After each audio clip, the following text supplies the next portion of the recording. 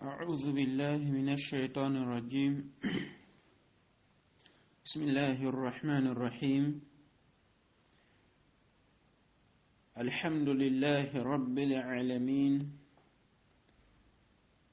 ثم الصلاة والسلام على رسوله الكريم صلوات الله والسلامه عليه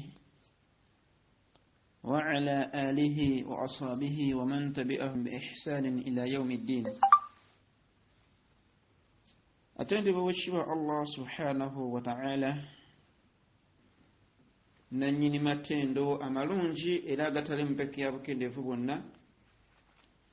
Tumusaba nga tumuwanjagira ow'ekitiibwa Allah asse okusaasira ebyengera n'emirembe eri omubaka Muhammadi sallallahu alayhi wasallam. Oyo yalwana ne banne ne babeera nga bafubanga bwe basobola Allah bwe yabasobozesa okulaba nti eddiini eno etutuukako. Muganda wange mwannyinaza mpuliriza, mu butuufu bakadde baffe abo saba Allah subhanahu wa ta'ala abeere nga abasiima omulimu gwe bakola gwa ttendo ogw'okubeera nti baatulwanirira ntubeera nti twafuna obusiraamu. Mu butuufu olwaleero ng'obusiraamu tubufunidde ku kakeeka, abatuzaaliddwa tuli basiraamu, biwaawo mulimu emishakashakka egizze egibeerawo, naye nga mbutuufu okutwaliza omu tetusobola kubeera nga twenkana abaatusooka. Embeera gye baayitamu nnyingi, baakubwa, battibwa, baayisibwa, bingi. Saba Allah subhanahu wa ta'ala asse okusaasira ebyengera n'emirembe kubo. Ab'ebitiibwa baganda bange, saba Allah subhanahu wa ta'ala nga bwe yatusiimira ekyengera kino eky'obusiraamu, tumusaba abeere nga akitukuumira biidhinihi subhanahu wa ta'ala. Olwaleero nno biidhinihi njagala tubeere nga tugabanako ne kino insha Allahu ta'ala, tukigabanireko wamu biidhinihi subhanahu wa ta'ala nga wagamba nti fadhakkir fa inna dhikra tanfa'u almu'minin.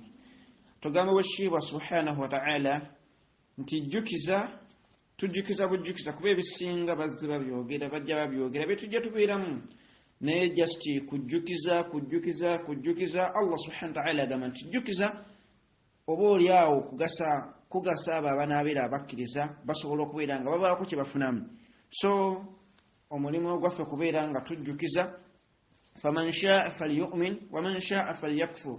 Abeera ayagadde abeere nga atuusa ateeke mu nkola, so n'abeera agaanye fali nafsi aba ajeemedde mwoyo gwe gwabeera agenda okubeera ng'akosa. Inshallah ta'ala tugenda kubeera nga tujjukanya ku musomo gwaffe ogw'olwaleero gwendeese, tugenda kubeera nga tutambulira ku aya y'owekitiibwa Allah subhanahu wa ta'ala.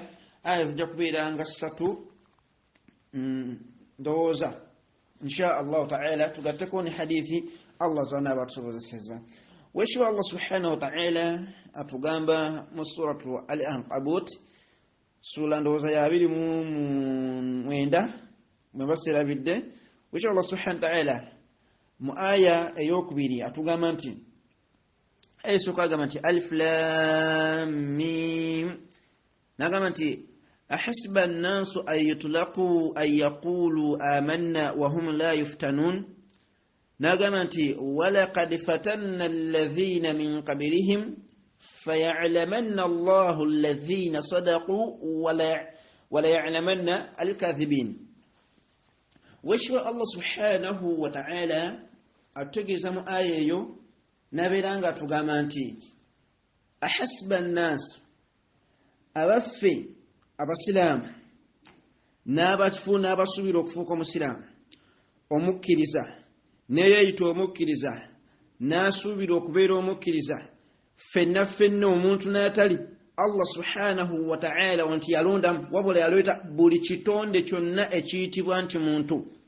Wekitiibwa Allah subhanahu wa ta'ala teyalondamu bakkiriza, teyalondamu basiraamu, teyalondamu bakaafi, teyalonda wala la, wabula yaleeta umuman, ffenna n'abeera nga tukuŋŋaanyiza mu ssuuka emu buli kitonde ekiyitibwa nti muntu. Wekitiibwa Allah subhanahu wa ta'ala agamba nti ahasiba an-naasu, abaffe balowooza abantu, ayyutulaqu nti owekitiibwa Allah subhanahu wa ta'ala agenda kubeera nga atuleka bulesaawo, agenda tuleka tubeere nga tulya butaala, tubeere ng'obulago bw'enkoko butasibwamu muguwa.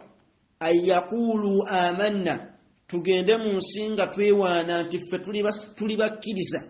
Allah subhanahu wa ta'ala abuuza nti mulowooza ngenda baleka bulesi mu nsi yange mutaayaye, mubeere nga mutambula, mutandike okwetenda n'okwewasafa n'ebitendo nti amanna, ffe tuli bakkiriza, twakkiriza Allah subhanahu wa ta'ala, nga mugenda mwewaana ffe tuli basiraamu. Allah subhanahu wa ta'ala ababuuza, agamba atubuuza ffenna nti mulowooza agenda tuleka bulesi bwatottayo tugende nga tugamba nti amanna wahum la yuftanun, abaffe nga tetugezeseddwa. Wekyo Allah subhanahu wa ta'ala bwatu yakireetanga kibuuzo. Allah subhanahu wa ta'ala ayeyo yabeera nga ayongera n'agamba mu aya eyokusatu n'agamba nedda tekisoboka, n'atugamba nti walaqad fatanna alladhina min qablihim, mwana wattu mmwe ife abaliwo olwaleero Allah atukakasanga atugamba nti abatusooka abaaliwo. Allah subhanahu wa ta'ala agamba nti walaqad fatanna alladhina min qablihim, mwana wattu abatusooka Allah subhanahu wa ta'ala yabagezesa dda, tiyabaleka bulesi, wabula ebigezo ebyo abireeta okubeera nga lwaki aleeta ebigezo ebyo okubeera nga atugezesa. Fala ya'lamanna Allahu alladhina sadaqu, Allah ng'akyanoonyaamu kubeera nga atukakasa ddala muli b'amazima kyetwogera kyetuli. Abaffe ddala kyetwogera nti tuli bakkiriza Allah akireeta si ye kumanya nti ffe tuli b'amazima, la bali akireeta kakasa ffe nti ddala tuli b'amazima. Yani naawe nnyini weewasaffeko ekitendo ogambe nti Allah subhanahu wa ta'ala mubutuufu ekigezo kyandeetedde olwaleero nkigudde. Mu butuufu Allah ekigezo kyandeetedde olwaleero bwe mbadde neeyita musiraamu siri, wabula akireeta Allah subhanahu wa ta'ala. Fala ya'lamanna alladhina sadaqu, Allah abeere nga atulagamu ffe baani abo aboogezi b'amazima, yani abakkiriza abatuufu. Wala ya'lamanna alkadhibin, ate era abeere nga alondamu abalimba kubeera nga alaga abantu n'okulaga ensi, okubeera nga mwana wattu atulaga abalimba n'abatali. Nawe ekityo omukadde wange mpuliriza mwannyinaze muganda wange, wallahi tulwangaala mu nsi mu mbeera ez'enjawulo. Noweekiwa Allah subhanahu wa ta'ala ebigezo bingi byagenda okubeera nga atuleetera, ebigezo bingi oweekiwa Allah subhanahu wa ta'ala byagambye byagenda okubeera nga abireeta, naye oteekeddwa okubeera omuzuukufu, oteekeddwa okubeera omuntu yani alowooza ennyo. Olw'ensonga lwaki Allah subhanahu wa ta'ala muno mu nsi ali mu kubeera nga atusunsulamu baani abagenda okubeera nga bayingira ejja naye, baani abatagenda kubeera nga tukola ki, nga tuliyingira. So Allah subhanahu wa ta'ala atuteekemu abo abagenda okubeera nga bayingira ejja naye. Nawekityo bakadde bange ab'ebitiibwa, Allah subhanahu wa ta'ala aya tugambye nti aleese ebigezo ebyo, ekimuleetesa ebigezo ebyo mu nsi mwe tuwangaalira aya tugambye nti kubeera nga mwana wattu atugezesa. Kati agezezeseddwa buvunaanyizibwa ki bw'alina eri oyo agezeseddwa. Mwana wattu omukkiriza ow'ekitiibwa Allah subhanahu wa ta'ala mu aya endala suratul Baqara aya ndowooza ya 151 Allah subhanahu wa ta'ala yabeera nga atugamba nti agenda kubeera nga atugezesa, agenda kubeera nga atuleetera ebigezo mu buli mbeera yonna. Tulina okubeera nga tugezesebwa Allah subhanahu wa ta'ala, naye nga kyatwagalamu ki, kubeera nga mwana wattu tugumiikiriza. Allah subhanahu wa ta'ala agamba nti fadhkuruni adhkurukum washkuruli wala takfurun. Abakkiriza ab'ebitiibwa mubeere nga munzijukire ennyo mu mbeera yonna gy'oba Allah gy'aba akuleetedde. Allah waba aleeta ebigezo byonna, Allah subhanahu wa ta'ala tabireeta nti agenda ekigezo kiyinza kijja kujjiranga mitawaana miswiba, la. Allah subhanahu wa ta'ala asobola kikuleeta nga kijjidde mu ssanyu, asokuleta nga akuletedde bugagga asokireta nga aleese okubeera nga waliwo embeera yonna nga nnungi naye nga kigezo gy'oli so amukkiriza yenna ateeka okubeera omuzuukufu ssaawa 24 okubeera nga mwana wattu afaayo nnyo okulaba nti tagwa mu bigezo by'ekiwa Allah subhanahu wa ta'ala by'aba aleese. Kati Allah tugamba nti fadhkuruni mubeerenga munzijukira mu mbeera yonna imma yannaku imma yassanyu beera ng'ojjukira w'ekiwa Allah subhanahu wa ta'ala washkuruni kyonna ky'aba aleese Allah subhanahu wa ta'ala agambye nti washkuruni ate mubeerenga munneebaza mubeerenga mwana wattu mugamba nti alhamdulillah buli mbeera yonna Allah subhanahu wa ta'ala gy'aba akuleetedde beera ng'ogamba nti alhamdulillah imma nnungi oba mbi gw'osoogiraba nga nnungi naye nga Allah subhanahu wa ta'ala agireese nga gibadde kigezo so beera ng'ogumiikiriza beera nga mwana wattu ofaayo nnyo okulaba nti odda eri Allah subhanahu wa ta'ala. Nabwekityo ab'ebitiibwa tuteekeddwa okulaba nti tufaayo nnyo okulaba nti twebaza Allah subhanahu wa ta'ala aya kyatugambye ekyokubiri tubeere nga tufaayo nnyo okulaba nti tugumiikiriza Allah subhanahu wa ta'ala agambye atya washkuruni wala takfuruni naye ate temunkafuwaliranga yani temumpakanyanga Allah n'aleeta ekigezo n'okimuggyako nti si yakikuleetedde Allah n'abaako omuntu gw'aleese nti gundi yatuloze Allah n'abaako oba aleese obulwadde nti gundi yandoga Allah n'akwavuwaza nti oyo gundi yannemesezza emirimu Allah agambye nti wala takfurun temugezangako ne munkaafuwalira temugezangako ne mumpakanya temukaafuwalanga kitegeeza nti ebigezo bino Allah subhanahu wa ta'ala bw'aba abireese mu butuufu ab'ebitiibwa kisobola okugenda na akiida zaffe bannange bakadde nga ebitiibwa Allah subhanahu wa ta'ala tugambye nti ebigezo byabireeta fayalamanna alladhina sadaqu n'abaatusooka siffe tusoose mu mbeera eyo Allah yagireeta dda abaatusooka abazzi babeerawo imma mu bannabbi imma mu babaka imma mu basahaba imma mu balongoofu bonna bonna Allah subhanahu wa ta'ala azze aleeta embeera y'okubeera nti bayitibwa mu kugezesebwa naye atugambye nti mubeerenga nekibakize mujjukirenga nnyo omwebazenga nnyo ate n'agamba nti wala takfurun tomujjanga ku mbeera yonna gy'aba aleese n'oginasaba ku kitonde kye kyonna tubeerangako ekitonde kye kyonna n'agamba nti embeera gye ndi mugundi oyo yanfuukidde ensonga Allah agambye nti wala takfurun wallahi abaddu agenda n'atuukako omusiiba tasuubirayo nti Allah subhanahu wa ta'ala asobola okubeera ng'aguleeta bal buli musiba gwonna ogumutuuseeko agamba gundi oyo gundi ono la omukkiriza tabeera bw'atyo kyonna buli ekijja amanya nti min indillah khayrihi wa sharrihi min Allah subhanahu wa ta'ala omukkiriza kyonna ekibeera kikujjidde kubeera nga mwana wattu okizeeri ow'ekitiibwa Allah subhanahu wa ta'ala. So Allah ayongera natugamba mu aya endala n'agamba nti ya ayyuha alladhina amanu bannanga abakkiriza abalungi bakkiriza banga abalungi n'agamba atya n'agamba nti ya ayyuha alladhina amanu ista'inu mubeerenga mwekwata mwenyweze bisabir kubugumiikiriza waswala n'okubeera nga musaala esswala inna allaha ma'a sabirin ow'ekitiibwa Allah subhanahu wa ta'ala ali wamu n'abagumiikiriza. Bakadde bange bitiibwa Allah subhanahu wa ta'ala atulaze nti wali mu kusooka agenda bireeta ekyokubiri atugamba kiba kizze mujjukire nnyo bw'omala okumujjukira mwebaze bw'omala okumwebaza n'atugamba nti wala takfurun ate togezangako n'obeera ng'omukaafuwalira togezangako n'obeera ng'omuwakanya kono n'agamba nti abakkiriza ekigezo kyonna singa kiba kikujjidde Allah subhanahu wa ta'ala atugambye atya atugambye nti tubeerenga mwana wattu tubeera nga tunywera ku bugumiikiriza aswabur Allahu akbar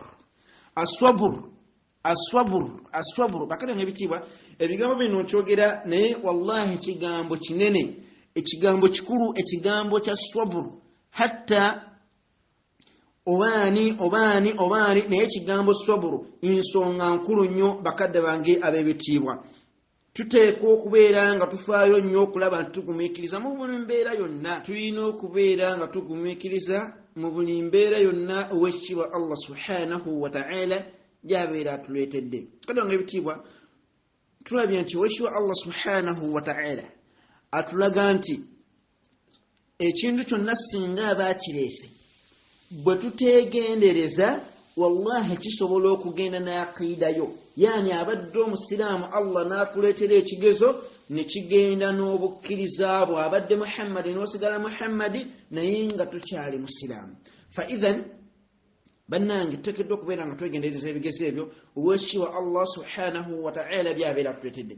Tugambye nti aswabura esobola yani omusiba gona Allah gwaba aleese asobola okuguleeta nga aguleese ima mu ssanyu gusobola okubeera mu nnaku. Tikijja kujja nti kijja kubeera mu nnaku yokka. La, abasinga bwe tulowooza Allah asobola okugezesa ekigezo n'ekyobugagga. Allah asobola okugezesa ekigezo kya oba n'akugezesa mathalan oba mukyala n'amugezesa ekigezo ky'obulungi. Bw'oba musajja Allah n'akugezesa ekigezo n'abaako ba talenti gy'akuwa. Mathalan bwe tubalaba abayimbi n'amuwa eddoboozi eddungi n'akitwala nga kyekyo Allah n'amubuliza ku ekyo. Oli n'alaba nti ayimbye nnyo n'alowooza nti oba Allah n'ayima n'amuwa ssente n'alowooza nti Allah kyamwagaliza ne yeerabira nti ekyo kigezo okuva eri Allah subhanahu wa ta'ala. Gasobola okubeera amagezi Allah nga mwana amuwadde magezi mangi n'abeera mu kiraasi n'asoma n'atuuka neerabira Allah subhanahu wa ta'ala. Bangi basomye n'omusanga ng'akugamba nti Allah takola ki? Allah taliyo. Kugamba ng'alaba embeera yonna happeninga natural mulimu Allah subhanahu wa ta'ala. Fa idhan bakati ng'ebitiibwa tufeeyo nnyo ku bukkiriza bwaffe naddala ku nsonga y'okugumiikiriza n'ebigezo by'ekitiibwa Allah subhanahu wa ta'ala by'aba atuleetedde. Ebigezo by'ekitiibwa Allah subhanahu wa ta'ala bye tulina okubeera nga tugumiikiriza birimu embeera ndowooza nga nnya. Embeera esooka kwe kubeera nga tugumiikiriza ebigezo Allah subhanahu wa ta'ala byatuleetedde okusinziira ku mitawaana egiba gitujjidde.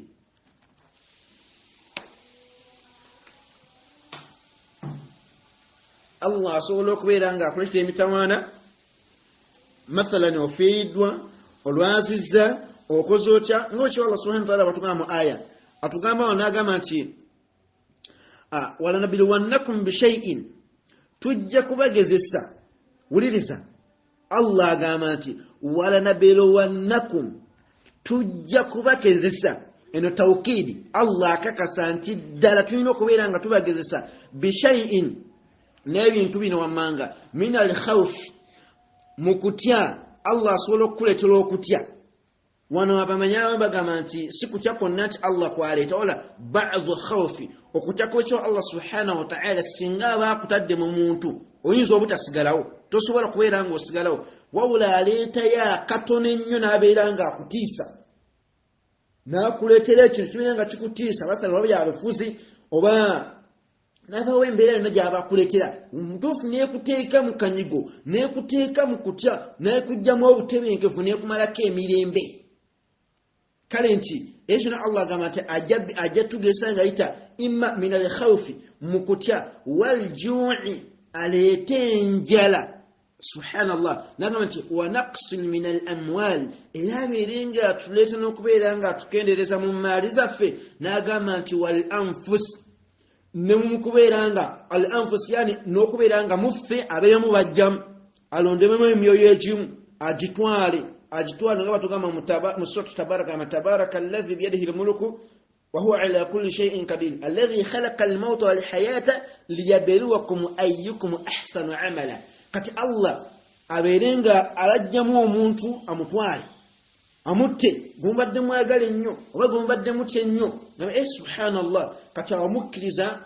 Bwaba Allah oba mukyala akututeko bbaawo oba omwami amututeko mukyala we, beera ng'ogumiikiriza inshallah ta'ala, Allah agenda kubeera nga akutuusizaamu oluusi okubeera nga agenda kuwaamu empeera ezisinga okubeera ennungi ku yawma al-qiyama, ezisinga obunene n'obulungi.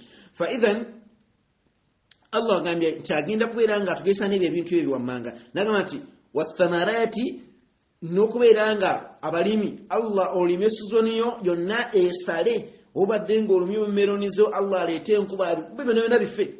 lwalero waliwo bakadde baffe abali embalala Allah abali bushekisi ba Allah berenga basasira leo ku mawulire ice yagudde wansi ebimera byonna nereke ebyalo byonna ng'ebitadde ku ttaka kati embeera eyo muntu abadde ataddemu ssente ze abadde ataddemu maali yonna amaanyi ge kwegamba Allah n'akuleetera embeera efaanagako bwetyo Allah aga yonna gyabbireeta akendeeze mu by'obusubuzi byammwe akendeeze mu maali muffe ne mu bantu ab'emu bakendeezaamu naye agamba yamaliriza agamba nti wabashiru sabirin